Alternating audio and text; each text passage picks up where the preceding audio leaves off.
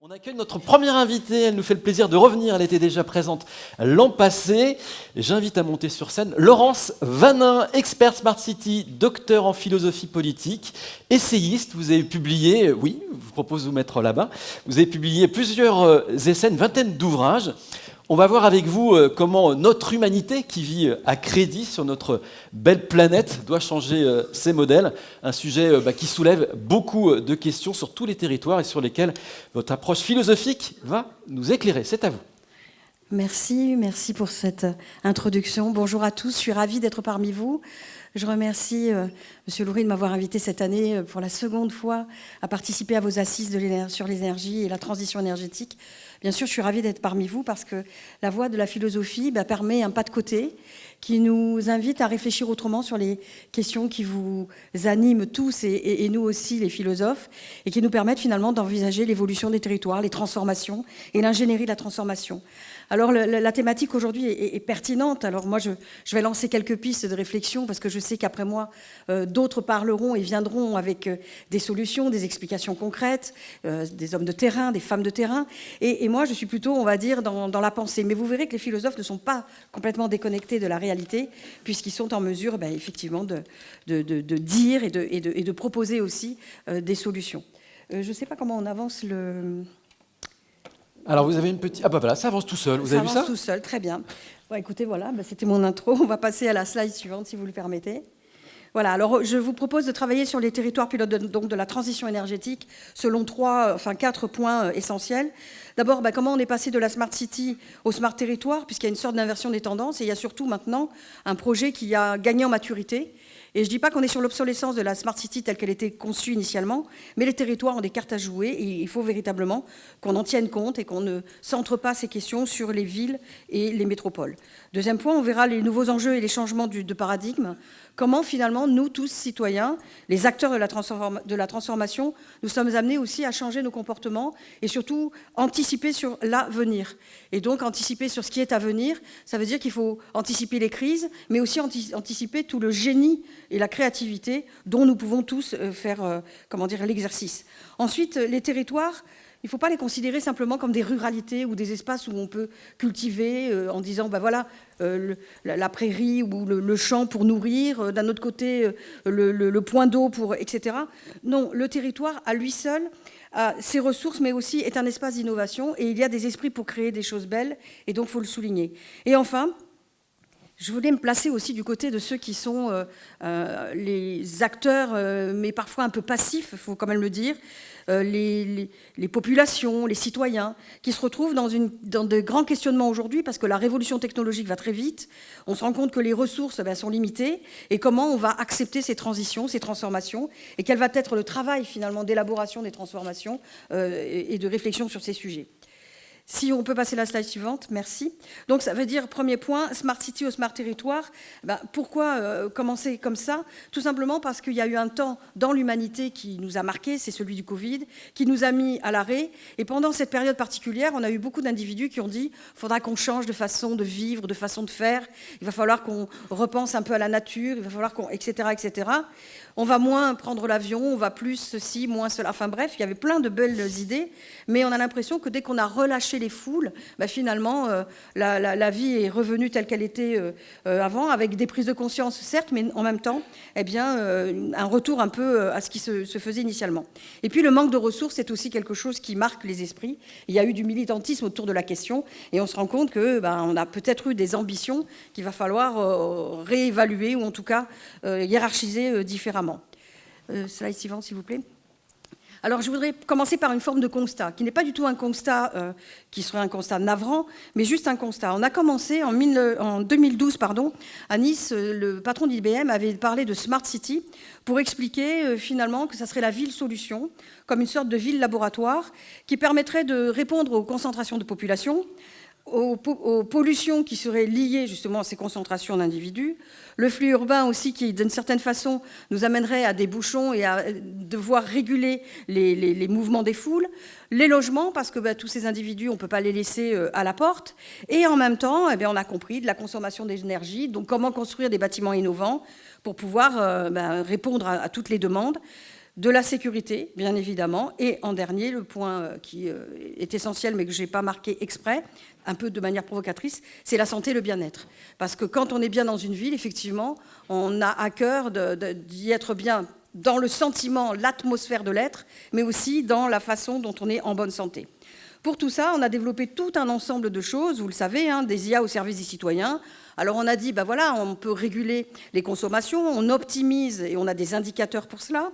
On a des gestions de stationnement, des détecteurs de pollution, on peut faire des collectes de déchets de manière plus, modulée, modulable et adaptée aux besoins. On a des lieux pour recharger des véhicules, on a même des lampadaires qui permettent à des oiseaux de venir nicher sans être embarrassés par la lumière, etc. Donc on s'est rendu compte que la ville avait développé tout un arsenal de choses liées à des IA, bien évidemment. Et 2012 a été le lancement de ce grand chantier de Smart City. En même temps, on sait que ça a été un grand projet économique, puisque ça a été un moyen aussi pour beaucoup de lancer des initiatives, des entreprises, de la start-up, bref, tout ce qui pouvait mettre une forme d'effervescence, on va dire, du point de vue du travail et de l'emploi vis-à-vis de ces nouvelles fonctionnalités. Alors c'est intéressant, bien évidemment, mais c'était orienté vers les villes. En 2022, comme je vous l'ai dit, on a eu le passage au Covid. On est un peu sur l'obsolescence du premier modèle de Smart City. On bascule dans la nouvelle. Et 2032, ça sera la bascule avec les nouvelles mobilités qui vont s'intensifier avec les véhicules autonomes, le rôle des drones et bien d'autres choses. Voilà la ville métropole. Et en face de ça, on a les territoires que j'appelle la ruralité gentiment, c'est-à-dire ces territoires qui ne sont pas les métropoles ni les villes. Et là, on se rend compte que le réseau rural, souvent, lorsqu'on écoute les gens, ils ont l'impression d'avoir été un peu délaissés, d'être passés après les grandes villes, d'être un peu les grands oubliés. Ensuite, ils se sont dit, mais est-ce que l'extension des services de la ville vers la campagne, entre guillemets, est-ce que ça s'est bien passé? Est-ce qu'effectivement ça a été suffisant? Et est-ce que c'est adapté à nos rythmes de vie et nos façons de vivre? Les transports, la façon dont, effectivement, on a besoin de créer des lieux hybrides pour pouvoir être connectés, même dans des territoires un peu reculés, on va dire, des réseaux traditionnels. Donc, comment on peut accompagner les individus à ce qu'ils puissent évoluer sans se sentir abandonnés, entre guillemets, parce que les grosses structures seraient centrées ou concentrées sur les villes et les métropoles. Donc, ça amène des questions sur les technologies et le numérique, bien sûr, et en même temps, comment le numérique peut être facteur, d'un côté, on l'a dit pour les villes, d'intégration des individus, de mise en relation des services, d'optimisation, et puis d'un autre côté, peut être perçu aussi ce système de technologie numérique comme quelque chose qui accentue les inégalités, y compris l'électronisme, la façon dont on ne comprend pas ces ressources-là ou la manière dont ça fonctionne, et puis la façon dont ça devient progressivement un peu abstrait pour les individus. On a tous un téléphone, on ne sait pas comment c'est fait, l'abstraction de l'objet, on ne la connaît pas, par contre, on ne connaît que l'usage. Et ça, il y a un fossé qui s'installe, et bien évidemment, quand on parle de transformation dans les territoires, ça sous-entend peut-être un risque d'aggraver des inégalités. Deuxièmement, quand des familles sont en difficulté, comment envisager le coût de ces transformations, alors qu'elles sont déjà acculées, on va dire, par des impôts, des taxes et une difficulté à vivre par l'emploi qui, parfois, n'est pas toujours là. Et d'un autre côté, les obligations de se mettre à la norme, entre guillemets, pour améliorer les habitats et autres. Donc là, il y a des réflexions à mener.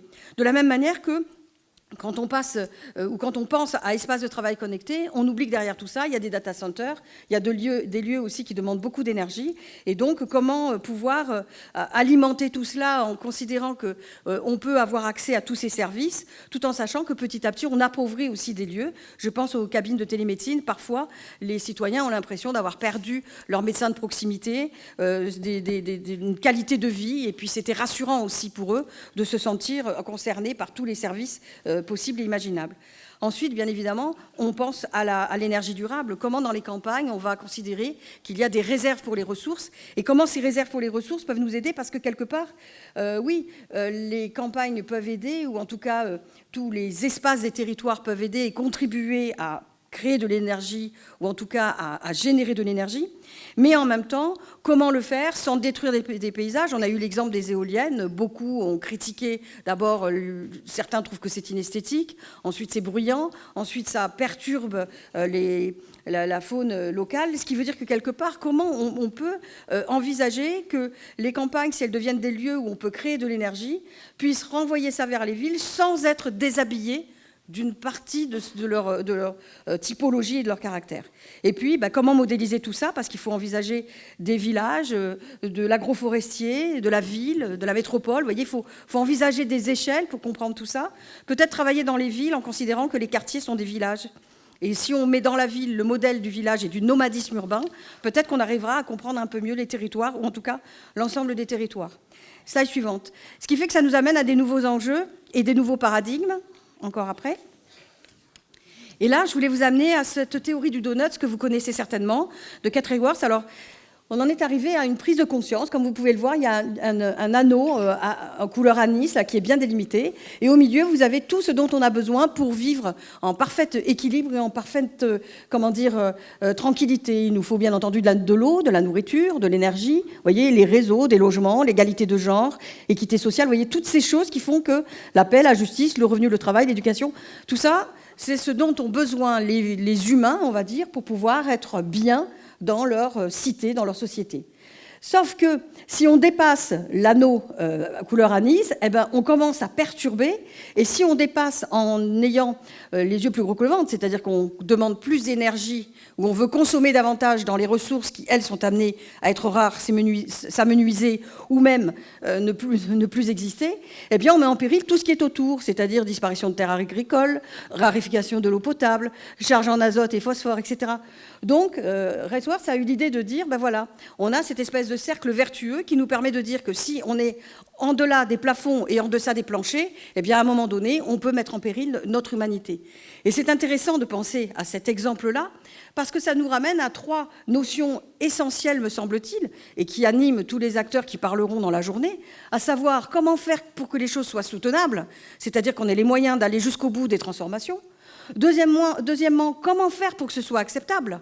Parce que si théoriquement c'est acceptable, parce que c'est plus sage, plus raisonnable, plus optimal, ce n'est pas évident que pour celui qui doit vivre au quotidien la mise en place de quelque chose qui répond à des indicateurs objectifs, d'être en adéquation avec l'objectivité. Parce qu'il y a une perception des choses. En gros, je vais vous la faire plus simple, je veux bien que le drone passe, mais sur le champ d'en face. Je ne veux pas qu'il passe au-dessus de chez moi, parce que je peux avoir peur qu'il me tombe dessus et qu'il me déchiquette, ou qu'il m'observe, et je trouve qu'il va trop loin et qu'il est intrusif chez moi, ou alors je peux avoir peur aussi qu'il transporte des échantillons sanguins avec des virus et que je puisse être contaminé, ou etc., etc. Sauf que quand vous posez les questions et que vous amenez derrière que le drone va servir pour aider dans la vallée de l'Aria les personnes qui ont été victimes de la tempête, là, de suite, on dit, on veut bien qu'il passe. Si vous dites que le drone va passer avec des médicaments pour aider des personnes en difficulté parce qu'il y a eu un accident dans un lieu difficile d'accès, généralement, on coche acceptabilité. Si on dit que dans le drone, on met une dose létale, on ne veut plus de l'acceptabilité.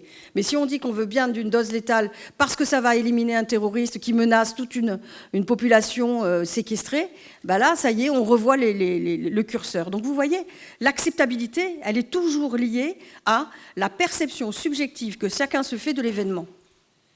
Et c'est ce sur quoi il faut travailler, parce que l'indicateur, il est juste, la logique floue de l'acceptabilité subjective, ça l'est beaucoup moins.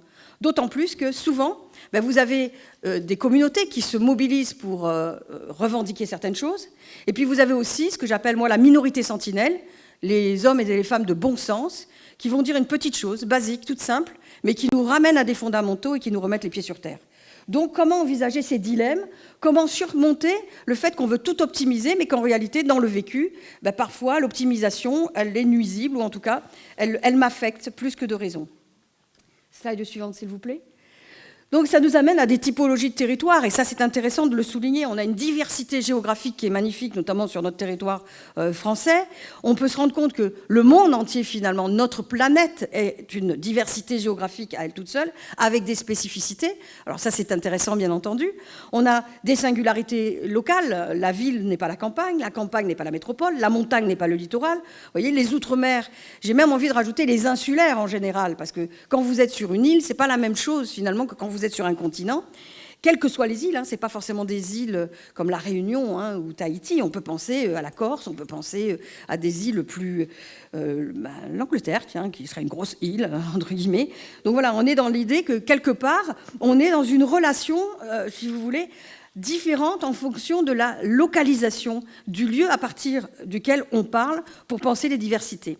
Et ça, ça nous renvoie aux domaines, les domaines que je vous avais abordés tout à l'heure en parlant de ce que c'était que la Smart City 2012. On reprend les mêmes domaines, l'agriculture et l'alimentation, parce qu'il faut bien nourrir les personnes qui seront concentrées dans les villes et les campagnes, ou dans les montagnes. Il faut aussi penser une économie locale, parce que bien évidemment, il faut qu'il y ait du travail. Sinon, les gens, s'ils sont désœuvrés, à un moment donné, il va falloir leur trouver des occupations. Et en même temps, il faut une économie, c'est-à-dire que l'emploi, c'est une occupation, mais c'est aussi de l'argent, c'est aussi quelque chose qui réenchante le territoire d'un point de vue économique. L'aménagement et l'urbanisme, parce que bien évidemment, il va falloir penser toutes les infrastructures. Des infrastructures qui permettent du régénératif, du recyclable, quelque chose qui renvoie à la sobriété, mais en même temps, de l'aménagement et de l'urbanisme qui peut renvoyer aussi à des choses astucieuses, ingénieuses. On peut penser à du mobilier techno-urbain. Et le techno-urbain, parce qu'il y a des IA derrière, parce qu'il y a des interfaces particulières, peut faciliter la vie au quotidien. Et puis, il y a les mobilités. On a vu dernièrement la RATP, la SNCF, qui ont pensé à des petits trains où on a 2 ou 3 wagons maximum, voire même qu'un seul, où on peut accrocher son vélo pour aller d'une gare, d'un lieu à un autre, parce que quand on arrive dans sa campagne, on a encore peut-être 2-3 kilomètres à faire à vélo. Donc, on est en train d'intégrer petit à petit, progressivement, la typologie des territoires. Et on se rend compte que finalement, les lieux nous dictent, en quelque sorte, imposent une façon de vivre. Et donc, voilà, il faut penser ces problématiques différentes, et c'est là où la question de pilotage est importante. Penser les différences, les singularités, et une fois qu'on a pensé ces questions de différence et de singularité, ne pas vouloir tout, universaliser au sens traiter tout le monde de la même façon, parce que c'est comme Aristote, quand il disait « je veux nourrir quelqu'un », si je donne une portion de viande à un homme qui travaille, un couvreur qui travaille sur des toits et à qui ça demande beaucoup d'énergie, ou à un petit garçon de 6 ans, on est bien d'accord que si vous leur donnez la même quantité de nourriture, vous lésez l'homme qui a besoin de plus de ressources. Donc quelque part, on se rend compte que donner à tout le monde exactement la même chose n'est pas forcément un acte d'égalité. Là, c'est ce qu'il faut concevoir. Il faut se dire que les territoires, en fonction des besoins, en fonction de la façon dont ils sont singuliers. Il ne faut pas vouloir faire partout pareil parce que vous engendrez des inégalités, mais en même temps, il faut trouver quelque chose qui ramène à des décisions différentes, qui sont pilotées par un même organe central, mais qui en même temps ne desservent pas les uns au profit des autres. Un vrai pacte éthique, on va dire, d'égalité et d'harmonisation de la totalité. Donc ça renvoie bien sûr à des questions de gouvernance. Comment on va réfléchir, comment chacun va pouvoir jouer de sa revendication locale vis-à-vis de quelqu'un qui pourra être l'élément central, qui va organiser tout ça et qui va être le référent. Donc il y aura des choix de vie avec des risques émergents. Je pense aux risques émergents auxquels on ne pense pas toujours, l'éthique. L'éthique, pour moi, est un risque. Pourquoi ? Parce que c'est un tour dans l'inconnu. Quand on doit réfléchir à quelque chose et puis on doit prendre la décision soi, ça veut dire que si ça rejoint le collectif, à un moment donné, tout ce qu'on avait prévu, toutes les mesures qu'on avait voulu mettre en place n'étaient pas suffisantes au point qu'on est obligé nous-mêmes d'avoir à prendre une décision pour le collectif. Donc ça veut dire qu'à un moment donné, il y a un écueil. Et prendre une décision pour le collectif, c'est un saut dans l'inconnu. Parce que quelque part, ça engage une responsabilité, la mienne, mais pas que. Ce qui veut dire qu'à un moment donné, dans les risques, dans les choix de vie, il faut dire que l'éthique est un choix, d'autant plus que l'éthique est un embarras parfois, parce que l'éthique pose des conditions. Je rappelle que l'éthique, ce n'est pas l'éthique juridique. L'éthique, c'est là où la loi ne m'interdit pas de faire quelque chose, mais je ne le ferai pas par respect pour autrui. Donc ça veut dire que je suis mon juge intérieur. C'est Kant, agis de telle sorte que tu traites l'humanité comme toi-même.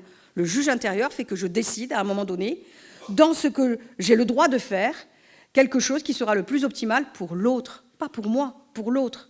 Et Lévinas disait, quand je regarde un visage, au-deçà et en deçà de ce visage, c'est moi que je chéris. Donc ça veut dire qu'il faut à un moment donné repenser les choix de vie, les risques émergents. Dans les risques émergents, on sait très bien, il va y avoir de nouvelles problématiques, les problématiques cyber, les problématiques d'incendie, peut-être des batteries dans les véhicules, ou même des panneaux solaires sur les toits. Il va falloir intégrer toute cette logique aussi de reconstruction, d'accidentologie et de catastrophisme, et puis des paradoxes à surmonter. Parce que ça veut dire qu'il faut aussi changer de modèle. Ça veut dire qu'à un moment donné, il faut pouvoir aussi convaincre. Et puis, il faut avoir des choses qui sont concrètes. Moi, en école d'ingénieur, souvent, mes étudiants me disent « N'oubliez pas votre mug », pour dire « Voilà, on n'est plus avec des gobelets, donc on est quand même vertueux ». Mais ils vont passer 2 heures à scroller des petites vidéos. Donc ça veut dire que, quelque part, on a une volonté dans l'éco-geste de prendre part aux choses et de faire quelque chose de vertueux, mais parallèlement, on ne se rend pas compte en faisant autre chose que finalement, on a quand même accentué des vulnérabilités, mais en localisant la chose dans un autre domaine. Ce qui veut dire qu'il va falloir qu'on prenne conscience, mais ça c'est un choix individuel et collectif, et les politiques et ceux qui sont dans l'industrie le savent bien, il va falloir être dans une sorte de réflexion sur comment harmoniser l'individu, le collectif. Et puis dans ce collectif, eh bien, il y a bien entendu la structure dans laquelle on est amené à mettre en forme les politiques locales. Ce qui veut dire qu'il faut surmonter ces paradoxes, il faut aussi penser aux animaux, il faut penser à les vivants en général, parce que nous sommes des bipèdes arrogants. Hein, quelque part, nous n'avons pas à revendiquer uniquement pour l'espèce humaine, il faut à un moment donné aussi penser aux animaux qui ont le droit de vivre, qui ont le droit d'avoir des territoires dans lesquels ils se développent. Et puis moi, je suis assez surprise sur la question des animaux en ville. De plus en plus, on nous dit qu'il faut mettre des ruches sur les toits, il faut mettre des volatiles capables de consommer des rongeurs, etc., etc. Sauf que, bien sûr, c'est intéressant. Mais quand on y réfléchit, on se dit, oui, mais ça devient un problème parce que les ruches, finalement, elles n'étaient pas prévues pour être sur le haut de l'immeuble. De la même manière que si les rapaces mangent tous les rats, il va falloir donner des croquettes aux chats, puisqu'ils ne peuvent plus manger de rats, ils sont déjà consommés par les rapaces. Enfin bref, vous imaginez comment on vient casser, j'en fais une plaisanterie, mais on vient casser quand même un schéma logique. Et donc ça veut dire que quelque part, qui étaient ces animaux qui étaient dans la ville autrefois ? C'était les poulets, enfin les poules, c'était le bœuf de la bourre, qui était à la périphérie des villes, mais qui pouvait aussi rentrer dans la ville, et puis vous aviez les chevaux. Donc vous voyez, attention à ne pas vouloir faire trop de zèle et amener des animaux qui initialement ne seraient pas heureux en ville, en gros. Et puis, comment être dans la disruption en étant quand même face à des obligations de changement, de transformation, sans rentrer dans une idéologie dévastatrice. Pourquoi je dis ça ? Parce que souvent, le survivaliste, c'est celui qui dit qu'avec un couteau suisse, il sauve le monde, sauf qu'il pense surtout à sauver sa peau. Et quelque part, on se dit, qu'est-ce qui est dérangeant dans l'histoire ? C'est pas la prise de conscience que nous consommons trop, que la planète, bien entendu, va manquer de ressources, qu'on a une augmentation on voit la température actuelle, hein, on voit que le climat change et qu'on va avoir une augmentation de la montée des eaux, qu'on risque d'avoir de moins en moins, etc., etc. Oui, ça c'est une réalité. Mais quelque part, penser qu'en revenant à des fondamentaux de la vie de jadis, on va pouvoir sauver tout le monde, c'est aussi une sorte d'utopie. Et en faire un système de pensée au point de dire que si on est le survivaliste, on peut se sauver de la situation, c'est oublier quand même que nous sommes des êtres de la sociabilité et que nous sommes dans un collectif. Donc attention à l'individualisme, qui serait dévastateur. L'illogisme, c'est-à-dire quand on n'est pas dans la logique de respect de tout et qu'on oublie certaines vulnérabilités et donc on passe à côté de l'événement. Et puis, comment à un moment donné, tout ça c'est assez violent pour certains individus, parce que c'est difficile de le comprendre tout ça. Alors il va falloir quand même le faire. Décarboner, changer nos habitudes, notamment notre consommation, régénérer, recycler, repenser un système vertueux, penser à aller du local vers le glocal. On est parti souvent des grandes métropoles, et maintenant on se dit, ces grandes métropoles, on élargit au territoire, mais c'est le mouvement inverse maintenant qui va nous être demandé. Et c'est intéressant pour les territoires, qui ont d'énormes cartes à jouer. Slide suivante. Ce qui fait qu'on va penser maintenant à nos territoires comme espace d'innovation. Slide suivante. Et là, on va penser à un projet collectif qui va nous amener à des solidarités entre les vivants, avec bien sûr toujours à l'esprit que s'il y a des pilotes, il y a un cap à penser, et un cap à mettre en œuvre. Donc il faut repenser une question de gouvernance. Et quelles sont ces questions de gouvernance ? Est-ce qu'on reste sur l'idée qu'on place de l'IA partout ? Que les gouvernances sont liées à des GAFAM, qu'ils soient américains ou chinois ? Comment va-t-on penser la souveraineté numérique en Europe ? Est-ce qu'on va avoir les moyens de créer nos propres GAFAM avec une doctrine éthique vertueuse un peu différente ? Je pense que vous avez tous entendu parler du Cyber Resilience Act qui vient de rendre des arguments pour un peu normer non seulement nos usages, mais aussi normer le matériel informatique, parce qu'on se rend compte que si on installe des choses, tous les logiciels qu'on vient implanter, en plus, il n'y a pas la sécurité nécessaire. Et les cyberattaques depuis le conflit Ukraine-Russie, on connaît et on en a eu de plus en plus. Donc c'est une des menaces possibles et ça menace tous les territoires et pas simplement les grosses villes. Donc comment penser les IA, les GAFAM, comment penser une souveraineté numérique, comment donner un cap à l'industrialisation et à la réindustrialisation de proximité, puisqu'il faut limiter en fin de compte les déplacements, il faut pouvoir réenchanter nos territoires et puis fabriquer de l'autonomie. Il faut que nous parvenions à être autonomes et à l'être de plus en plus, parce que, bien entendu, la crise Covid a montré quelques failles parfois. Il va falloir initier, bien sûr, des groupes de réflexion pour tout ça, parce que penser, c'est bien, mais il faut penser pas seulement des sujets à la mode, il faut penser plus loin. C'est-à-dire que les élus ont une durée de vie, excusez-moi de le dire ainsi, qui est liée à des mandats, vous le savez bien, mais l'humanité n'est pas, ne s'accroche pas à une temporalité d'un mandat. Les questions, le temps de la Terre est plus extensible que le temps d'un mandat d'un individu, même s'il est excellent dans sa fonction. Ce qui veut dire qu'il faut penser des groupes de réflexion, pas que des sujets à la mode, dans la temporalité. Ce qui veut dire que comme on n'est pas capable peut-être, vu la grandeur de la révolution qui est en cours, avec l'IA et tout le reste, ça veut dire que quelque part, eh bien, il faut envisager des choses qui seront modulables et qui seront adaptables au changement. C'est-à-dire qu'il faut avoir une vision longue, mais pas trop longue, puisqu'on ne sait pas de quoi sera fait demain, mais pas suffisamment courte pour qu'elle soit limitée au mandat de l'individu qui a initié. Et ça, c'est cet entre-deux qu'il faut intégrer dans la temporalité. Former bien sûr des agents et puis les former aux valeurs du développement durable et pas simplement à un militantisme du développement durable et pas seulement non plus à être, embarrassés par un communautarisme, on va dire, et puis des gens qui deviennent violents. Peut-être qu'ils ont des bonnes idées par moment, mais peut-être que d'autres ne sont pas à prendre. Donc quelque part, comment former des agents aux bonnes valeurs ? Comment faire un tri dans tout ce qui est proposé et comment toujours aller vers du durable, de l'énergie positive et replacer au cœur de tout ça de la stratégie. Il faut donc scénariser les crises. Quand j'ai des crises, ça peut être une crise alimentaire, ça peut être une crise du logement, comme ça peut être une crise comme on l'a eu avec le Covid, comme ça peut être une crise parce qu'on a une cyberattaque. Bref, il faut anticiper ces choses-là et donc il faut penser davantage. Aujourd'hui, depuis Turing devant un ordinateur qui était aussi grand que la pièce, se trouve, lui, petit homme, devant cet objet magique en soi. Et il se demande si ça pourra penser un jour. C'était il y a tout juste 70 ans. Il faut penser qu'en 70 ans, il y a eu tellement de technologies invasives, de transformation de nos vies. Maintenant, les objets nous parlent, ils communiquent avec nous, ils nous observent, ils ont des caméras, ils ont plein de choses. On n'avait pas l'habitude de ça avant, on avait des objets qu'on stockait dans un placard ou qu'on portait. Voilà, les objets, ils avaient une durée, c'était celle qui était la nôtre. Là, on a des objets qui sont presque intrusifs dans notre quotidien. Comment on réfléchit à ces objets quand en 70 ans, on a à peine compris comment fonctionne un objet, on a déjà le modèle suivant. Il y a une épopée de l'objet qui s'est débarrassée de la réflexion des individus sur le sens même de l'objet et de l'usage qu'on en fait. Et ça veut dire qu'il ne faut pas des temps d'arrêt, mais des temps de réflexion.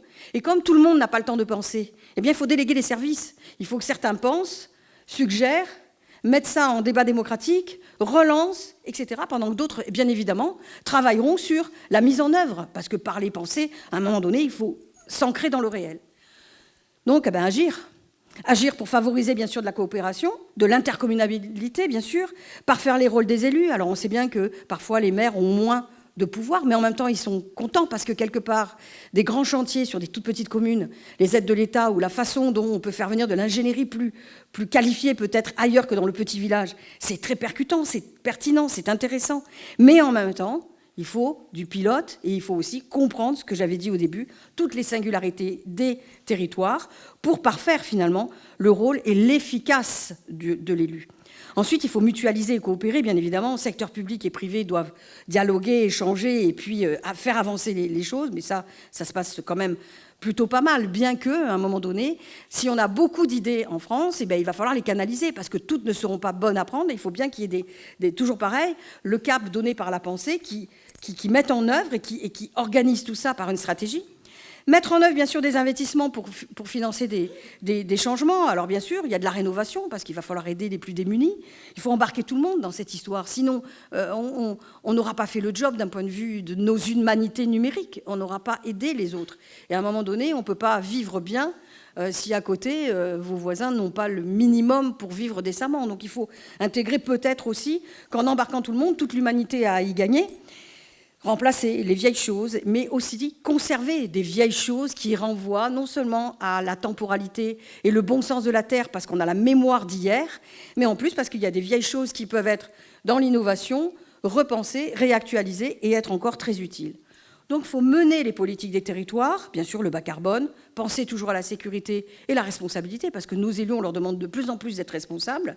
Et puis, pour qu'un territoire reste innovant, on revient à notre donuts de Rewards, il faut qu'il soit juste et sûr. J'aime bien aller vivre quelque part où j'ai l'impression que c'est sûr, que je ne suis pas en danger ou menacée, et en même temps juste parce que j'ai l'impression que j'y vis bien, il y fait bon vivre, et donc forcément on a une sorte d'équité qui se met en place et qui s'harmonise. Et à la fin, une fois qu'on a pensé les politiques, une fois qu'on met en œuvre avec le monde industriel, avec les acteurs du territoire, avec tous ceux qui sont à même de fédérer et de créer des idées et de les mettre en œuvre par de l'industrie, par de l'entreprise, par du start-upper, par du militaire, par de l'ingénierie, bref, toutes les qualités de tous les métiers que nous avons, il ne faut pas oublier quand même quelques littéraires. Hein. Parce que l'humanité, ce n'est pas simplement de la quantification, je l'ai dit, ce n'est pas que des indicateurs, on aime rêver aussi. On aime aussi que les technologues ou les techniciens purs et durs puissent avoir à un moment donné un recul littéraire, c'est-à-dire avoir la capacité de formuler, de dire, d'être dans une lexicographie qu'on comprend, un recul comme ça qu'ils pourraient avoir eux-mêmes sur ce qu'ils engendrent. C'est-à-dire qu'un technologue sans sciences humaines, pour moi, il est voué à l'échec. De la même manière qu'un philosophe qui serait complètement éthéré et qui penserait des concepts sans être en relation avec le réel, il serait perdu aussi. Donc il faut qu'à un moment donné, on réhabilite les sciences humaines dans ces grandes réflexions. Là, j'ai prêché pour ma paroisse, vous l'avez compris. Et après, il faut être dans l'éco-conception. Voilà. Il faut former des citoyens intelligents. Alors je me suis dit, comment faire ? Eh bien, c'est simple. Il faut prendre le modèle on a des réservistes en France. Hein. Il faut prendre le modèle, justement, des citoyens relais. Il y a des citoyens relais pour le SAFE. À un moment donné, on apprenait les gestes de survie pour porter secours. À un moment donné aussi, on pouvait se dire, tiens, qu'est-ce que je peux faire en cas de... Et donc ça veut dire qu'il y a des individus qui sont prêts à agir, mais seulement ils ne savent pas forcément toujours comment le faire. Donc comment former des citoyens à certaines valeurs, à certains savoirs, pour ensuite les lâcher dans la nature, pour que ce soit des maillons démocratiques qui vont essaimer les bonnes paroles, les bons actes et les bons gestes, de manière à ce qu'on puisse réenchanter, acculturer et mettre en œuvre, de manière intelligente et cohérente, du plus haut sommet de la chaîne, on va dire le chef de l'État, jusqu'aux citoyens lambda à l'autre bout de la chaîne. Et entre tout ça, vous voyez bien qu'on place tout le monde. Le monde industriel, les acteurs publics, privés, enfin voilà. Comment on harmonise tout ça ? Comment faire pour que les fédérations, le milieu associatif, tous ces lieux-là puissent être aussi porteurs d'idées. Aujourd'hui, vous en avez un bel exemple avec ce qui se fait, ce que vous êtes en train d'organiser, et puis les conversations que nous avons eues en off, on va dire, avec ceux qui vont intervenir juste après. Et on voit bien que tout le monde est animé par la même, le même objectif, la même finalité. Eh bien, ça, il faut le faire progresser. Vous avez toujours une minorité qui conteste. Cette minorité qui conteste, il ne faut pas la laisser contester longtemps. Il faut lui donner le temps de la parole de manière à désamorcer. Et quand on désamorce, on se rend compte que progressivement, on arrive à acculturer les gens à certains sujets.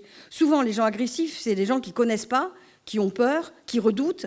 Et donc, vous pouvez désamorcer énormément de rapports un peu conflictuels, rien qu'avec de la discussion et des agoras, on va dire, démocratiques, qui peuvent se faire en réel, mais aussi en virtuel. Donc là, on a compris. L'ignorance, ça peut être un frein. Les verrous, c'est les changements. On s'en rend bien compte, dans un couple, quand vous dites à votre conjoint ça serait bien que tu ranges un peu plus et que tu m'aides un peu plus à ceci et cela. Le conjoint, sur l'instant, il écoute, il entend, il se dit oui, je vais faire un effort quand même, je tiens à lui ou je tiens à elle, je vais faire ce qu'il faut, mais ça dure combien de temps ? Voilà, chasser le naturel, il revient au galop, ça dure 3 jours, quoi. Et encore, je suis sympathique. Des fois, ça dure que 2 heures, on est bien d'accord. Donc ça veut dire que voilà, il faut à un moment donné envisager qu'il y a des individus qui ont des qualités bien à eux, il faut savoir les exploiter, et pour exploiter ces qualités, il faut aller les chercher. Donc éviter l'ignorance, il faut acculturer de plus en plus ces individus à ces sujets pour éviter toutes les théories du complotisme, du survivalisme, de tout ce que vous voulez qui peuvent être un peu des freins à l'évolution. Pensez que la technologie, ce n'est pas le solutionnisme absolu. Il y a aussi des facteurs humains et on ne peut pas répondre à tout par de la technologie. Parfois, on répond aussi par le bon sens de la terre. On peut répondre aussi par des bonnes volontés. On peut répondre aussi par un espace de déconnexion dans lequel on peut accepter et décider de vivre autrement. Il faut éviter aussi tout ce qui est cloisonnement, parce qu'on se rend compte que plus on parle au nom d'une communauté, moins on s'ouvre à la totalité. Et puis éviter, bien sûr, l'irresponsabilité. D'où l'idée aussi, et ça, vous allez en entendre parler pendant toute la journée, de piloter des expériences. Piloter des expériences, ça permet de voir très rapidement ce qui est utile, inutile, ce qui accentue les vulnérabilités, ce qui aggrave les situations. Slide suivante, et ce sera ma conclusion. Pour parvenir au bonheur, réinventons les territoires, parce que les territoires ont bien entendu des cartes à jouer. Et slide suivante, vous voyez aux images que j'ai utilisées. D'abord, on a une planète Terre, vous voyez, il faut avoir des idées, et en France, on a des idées, et on a quand même une belle diversité qu'il faut défendre. On a charge d'âme, d'un point de vue éthique, pour les populations à naître. On est aussi responsable du à venir. Il faut penser aux jeunes qui ne sont pas encore nés. On parlait de Smart City 2050, donc on va dire Smart Territoire 2050. Ça veut dire que, vu qu'on n'est qu'en 2023, les enfants qui auront 5 ans en 2050, ils ne sont pas encore nés, quoi. Donc il faut qu'on leur prépare un bel avenir, puisqu'on va tout dans l'accélération. Comme on vit plus vite que ce que l'on pense, il faut peut-être freiner par endroits pour pouvoir leur donner un avenir intéressant. J'ai mis un animal pour montrer, oui, il faut aussi penser tous les écosystèmes et pas penser simplement avec des ressources, l'eau, la terre, le feu, etc. Il faut penser aussi à la vie, à la bio, à l'énergie liée à la vie. Et puis, bien sûr, j'ai mis en dernier, ne restons pas aliénés à ces technologies qui nous coupent du monde. J'ai montré exprès ce jeune homme là qui est dans sa réalité immersive et qui est accroché avec tous ces câbles ligotés et accrochés à ces écrans pour montrer qu'il y en a d'autres qui vont bientôt s'épanouir dans des vies ailleurs, dans des utopias qui sont d'aucun lieu, d'aucun temps, alors que le concret des hommes, c'est le ici et le maintenant. Voilà ce que j'avais à vous dire en propos introductifs pour que vous puissiez ensuite amorcer les débats et parler de vos belles initiatives dans les territoires pour conforter peut-être un peu ce que la philosophie a pu annoncer. Merci à vous. Merci pour votre attention. Merci beaucoup Laurence Vanin, philosophe. Merci grandement. On reviendra notamment sur la question de l'acceptabilité avec les intervenants et intervenants au cours de la matinée. Merci encore Laurence.